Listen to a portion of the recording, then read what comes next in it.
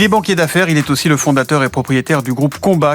L'objectif premier, c'est de donner du sens. C'est pas la rentabilité. Je suis l'heureux propriétaire d'une radio qui est Radio Nova, qui arrive à faire 2 fois plus d'audience et d'auditeurs que Pascal Pro. Monsieur Pigasse, on a bien compris que vous ne passeriez pas vos week-ends avec Monsieur Stérin. On devrait organiser une élection présidentielle à 3 tours, avec un premier tour réservé à la gauche.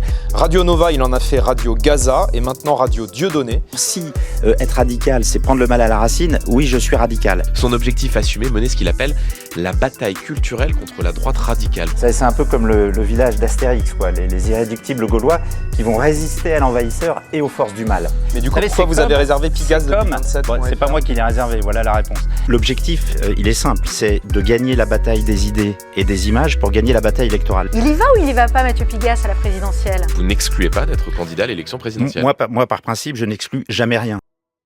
Un banquier punk qui écoute du hard rock et porte des costumes Dior. Un pourfendeur du populisme fasciste qui met ses millions au profit de la bataille culturelle. Un proche de Mélenchon, défenseur d'une gauche radicale et unie, qui est Mathieu Pigasse, propriétaire de Radio Nova et des Inrocks, qui se rêve en président de la République. Comment utilise-t-il son empire culturel pour faire gagner la gauche en 2027 ? À quel point met-il ses idéaux de côté pour filer un coup de main aux pires crapules et signer des deals particulièrement juteux ? Décryptons.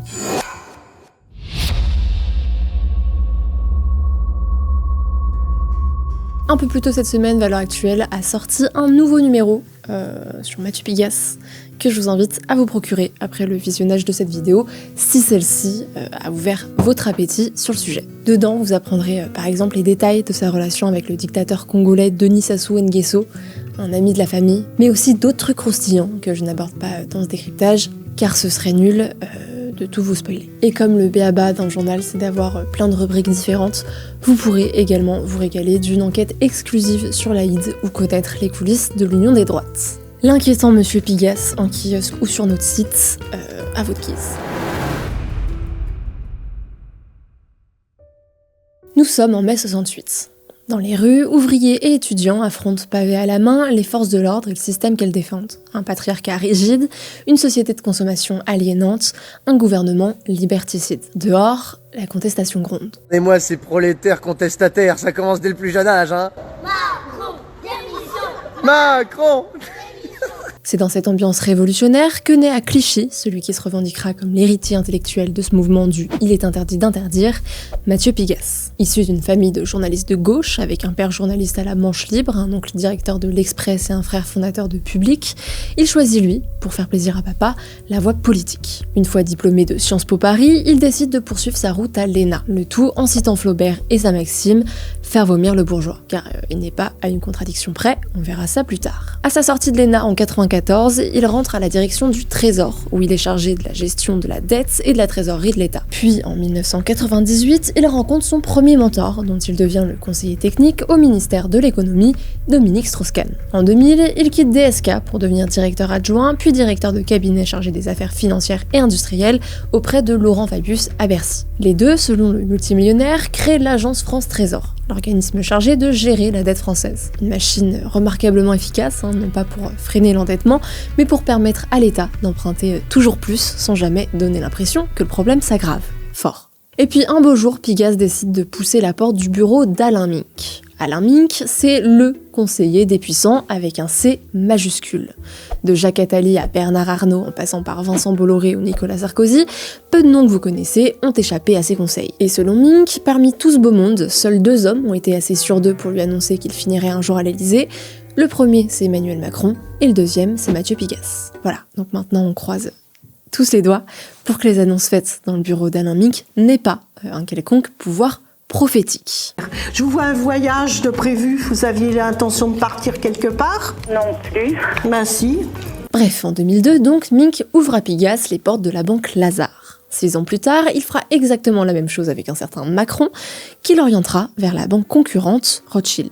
À Lazare, Pigasse se construit très vite une réputation. En seulement 1 an, il devient responsable mondial du département Sovereign Advisory. En gros, il conseille des États et gouvernements endettés. L'Argentine, l'Équateur, l'Ukraine, la Côte d'Ivoire et bien sûr la Grèce. Et, tout en facturant des dizaines de millions d'euros d'honoraires à ces pays au bord du gouffre, il publie des bouquins dans lesquels il dénonce le cynisme des banques et l'austérité budgétaire imposée aux Grecs. Puis en 2011, Pigasse rencontre au Venezuela Hugo Chavez, qui cherche alors à remettre un peu d'ordre dans les finances d'un pays que sa révolution bolivarienne a rendu toujours plus dépendant du pétrole et toujours moins dépendant des contre-pouvoirs. Entre les deux, une relation durable se crée. Et quand Maduro passe à la tête du pays, Pigasse continuera de conseiller le Venezuela. À peu près au même moment, dans les rues de Caracas, Pigasse croise la route de Jean-Luc Mélenchon, venu prendre des leçons politiques de la part des dictateurs latino-américains. Ils se découvrent plein de points communs, leur passion pour la révolution bolivarienne, leur humanisme, leur vision économique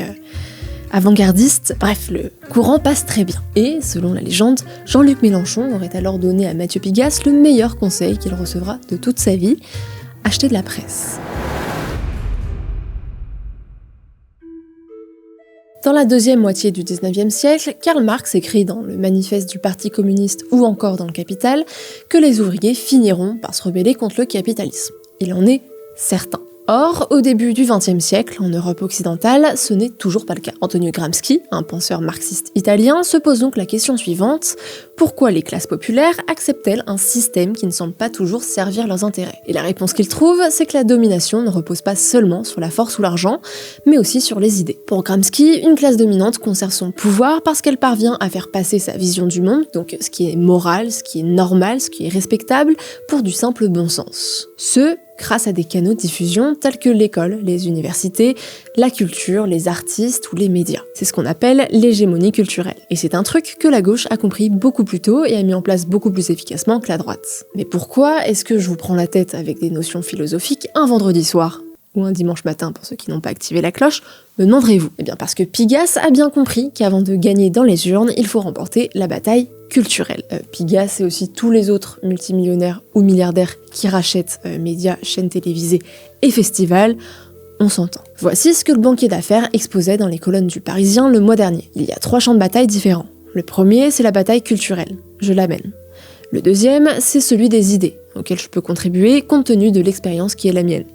Et enfin, sur le champ de bataille électoral, j'ai dit que je n'excluais rien. C'est ainsi qu'en 2009, Pigasse pose la première pierre de son empire médiatique en rachetant Les Inrecuptibles. Dans la foulée, il crée la holding Les Nouvelles Éditions Indépendantes, qu'on connaît aujourd'hui sous le nom de Combat, emprunté au journal d'Albert Camus. Après avoir été pendant plusieurs années l'une des taupes du service économie du monde, il rachète le journal en 2010, aux côtés de Xavier Niel et de Pierre Verger, avant de céder ses parts en 2022. En 2011, il devient actionnaire à 10% du Huffington Post. En 2013, il investit dans Melty. En 2014, le même trio que pour Le Monde, Berger, Niel et Pigasse rachète le Nouvel Observateur, et en 2015, notre protagoniste achète Radio Nova. La presse, c'est très pratique pour défendre les intérêts de ton groupe industriel, pour promouvoir ton image publique, ou même pour influencer la vie politique.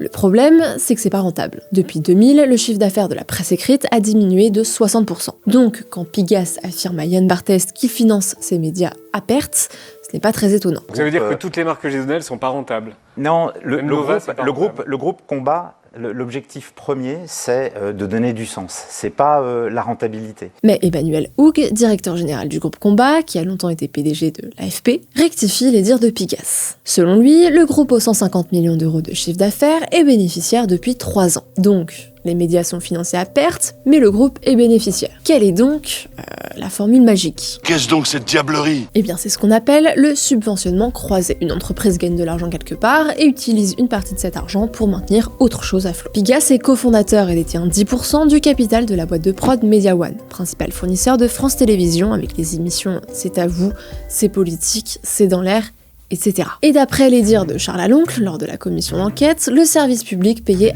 assez grassement Media One. Media One, je le rappelle, est la première société de production qui bénéficie des contrats avec France Télévisions, c'est 110 millions d'euros par an. Ensuite, Pigasse détient pas mal de festivals de musique. Il est proprio de Rock en scène, de Wheel of Green, de Golden Coast, de Combat Rock et président des Eurocaines de Belfort. Si on regarde les chiffres de Wheel of Green en 2024, on voit un chiffre d'affaires de presque 12 millions d'euros pour un bénéfice net de plus de 800 000 euros. On n'a pas les chiffres pour 2025, année à laquelle Pigasse rachète le festival, mais on peut facilement imaginer qu'ils sont relativement similaires. Ce qui fait rentrer des sous dans la tirelire du groupe, ce sont donc principalement les festivals. Mais ces derniers ne permettent pas seulement de faire du chiffre d'affaires. participe aussi à la bataille culturelle à laquelle se livre Pigasse. Dans un entretien à Billboard France, il disait « Un festival est en soi un acte politique ». Petite pensée à tous ceux qui sont rendus par exemple à Wheel of Green en pensant qu'ils allaient juste écouter de la musique, parler un peu écologie sous un chapiteau puis acheter un nouveau tote bag à un stand un peu bobo et qui se sont retrouvés à l'université d'été de LFI avec Asma Mala qui dénonce le technofascisme de droite,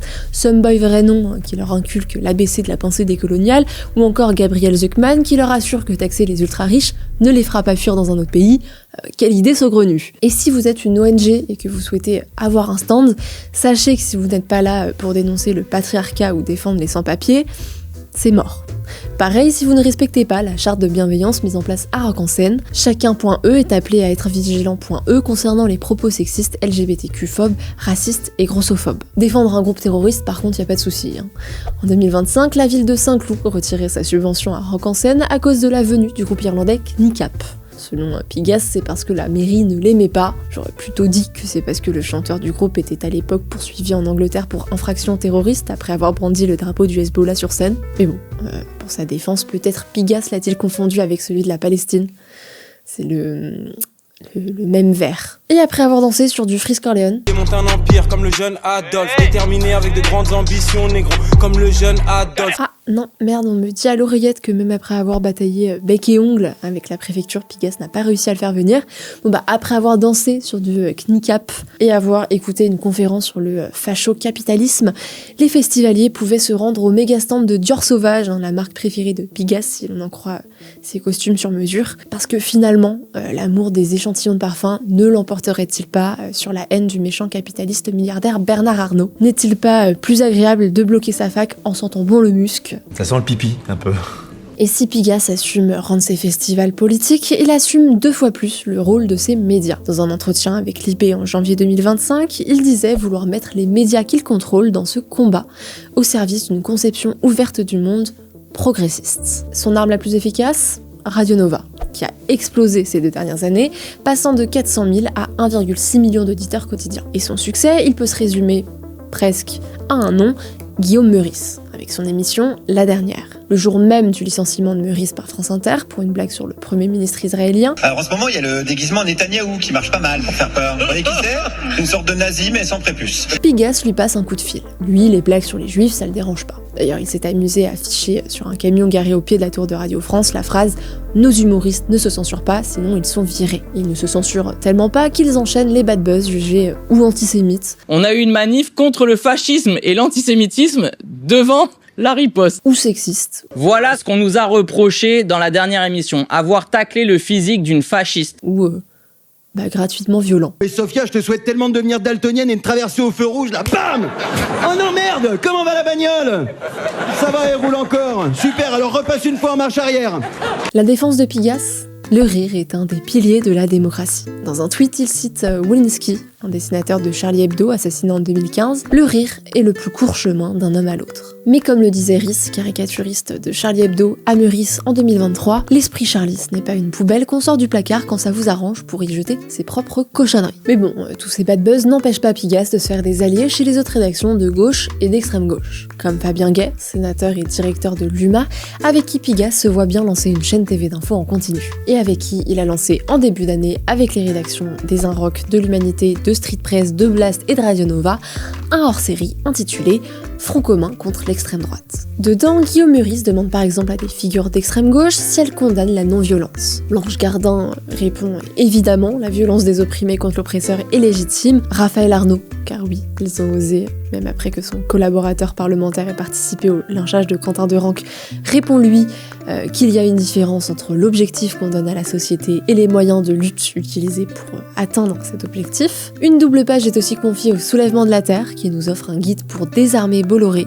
dans lequel ils invitent à tous beuler, donc détruire et piller les magasins relais, les portiques Automatic Systems, taguer les entreprises appartenant aux milliardaires, bref, des trucs pas très légaux, encouragés par des médias financés en partie par l'argent public. Le seul journal de gauche qui n'a pas été convié à cette méga partouze, c'est Libération. Depuis que le quotidien a publié un article pas hyper flatteur sur la compagne actuelle de Pigasse, voici la Médasse, directrice des marques du groupe Combat, leur relation avec Pigasse s'est quelque peu détériorée. En effet, il semblerait qu'en coulisses, le management au sein de Combat ne soit pas si humaniste que ça. Libé parle plutôt de climat de pression et d'humiliation verbale, de management autoritaire, voire dégradant, et si Pigasse se targue de ne pas censurer ses humoristes, pour le reste des employés, c'est autre chose. Une collaboratrice avait reçu un blâme après avoir liké un commentaire critiquant le sexisme d'une publicité pour un t-shirt flanqué au logo des Inrock. Et enfin, la dernière étape de cette conquête de l'opinion publique, c'est évidemment les réseaux sociaux. Pigasse est en discussion pour racheter le compte X, Média Avenir, et il compte parmi ses appuis pour approcher les créateurs de contenu et influenceurs numériques Kamil Abderrahman, un homme viscéralement hostile à Israël, qui relaie des tweets complotistes sur l'attentat du 7 octobre, animait une émission sur le média très proche de LFI, étant donné qu'il a été cofondé par Sophia Chikirou elle-même, ainsi que des émissions sur la radio Jam de Yacine Bellatar. Que du beau monde. Et une fois la bataille culturelle remportée, on peut enfin mener celle des urnes, car c'est surtout celle-là qui l'intéresse, notre banquier d'affaires anticapitaliste au costard Dior. En 2014, Mathieu Pigasse et Stéphane Boujna ont une idée super novatrice, un mouvement politique hors parti qui rallierait citoyens et personnalités de la société civile, et ils l'appellent Premier Jour. Un programme est rédigé, un site est conçu, et après 2 ans de boulot, la machine est prête à être lancée. Il suffit juste d'appuyer sur le bouton Start. Sauf que, pas de bol, un autre les coiffe au poteau. C'est le lancement d'En Marche, et la suite on la connaît. Ce moment, Pigasse l'a en travers de la gorge. D'autant plus que quelques mois plus tard, Macron sort son livre-programme qu'il intitule Révolution. Et qui avait publié un livre intitulé Révolution mais avec un S 4 ans plus tôt, je vous le donne dans le mille, Pigasse. Et ce dernier ne croit pas en la coïncidence. Depuis, une rivalité à sens unique s'est créée entre les deux. À sens unique car selon l'entourage du président, le patron de Radio Nova n'a aucune place dans ses pensées. Aïe, coup dur pour Guillaume. Mais maintenant que le second quinquennat de Macron est sur le point de se terminer, Mathieu Pigasse entrevoit enfin son avènement. Selon le Canard enchaîné, un nom de domaine a même été réservé. Pigasse2027.fr.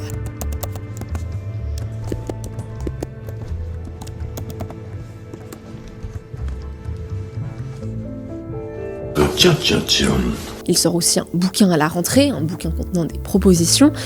Et puis concernant une possible présentation au présidentiel, on l'a vu au début, il n'exclut rien. Sa stratégie, apparaître comme un recours pour l'union des gauches. Je cite, « Il faut inventer une gauche radicale et unie, mais crédible. » À la façon de Sarkozy face aux électeurs de Le Pen en 2007, le pari consiste à s'adresser aux électeurs à la pensée plus extrême, sans toutefois épouser leur logiciel politique. La compréhension du besoin de radicalité est chez Mélenchon. Il faut parler à ses électeurs, les comprendre, pas les insulter ni les mépriser. Sachant qu'il fait lui-même partie de ses électeurs, c'est assez comique.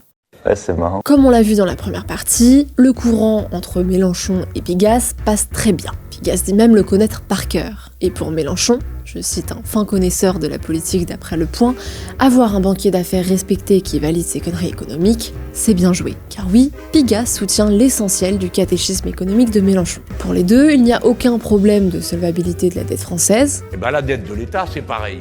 On la répartit sur le temps que dure la dette.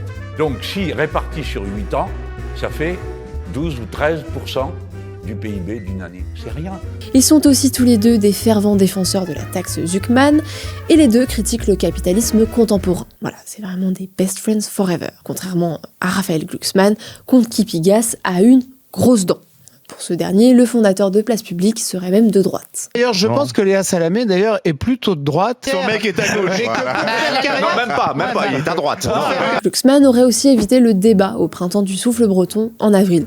Il s'avère qu'il avait juste un train à prendre, mais pour le multimillionnaire qui a lui explosé son bilan carbone en prenant la voiture, tout est bon pour lui taper dessus. Et tout ce qui n'est pas d'accord avec lui est de droite ou d'extrême droite. En septembre dernier, c'est à l'Arcom qu'il s'en était pris. Pigasse avait été invité dans l'émission L'événement sur France Télévisions pour parler instabilité politique et crise budgétaire face à Mélenchon, Bardella, Delga du Parti Socialiste et Binet de la CGT. Oui, il y a un petit souci de pluralisme, mais c'est pas pour ça que France TV s'est fait taper dessus. Vrai souci, c'est que la présentatrice Caroline Roux, qui présente aussi C'est dans l'air, produit par Media One, la boîte de prod qu'a cofondé Pigasse, je vous le rappelle, le présente comme simple chef d'entreprise. À aucun moment, elle ne précise que le mec est très à gauche. Après ce rappel à l'ordre, Pigasse s'était insurgé sur X, affirmant que l'Arcom se soumettait à l'extrême droite. Légèrement hypocrite de la part d'un homme qui vient de signer le contrat le plus juteux de sa vie, après avoir fait les yeux doux à Donald Trump. Pour rappel, en janvier dernier, Nicolás Maduro est enlevé par les États-Unis pour des histoires de narcotrafic.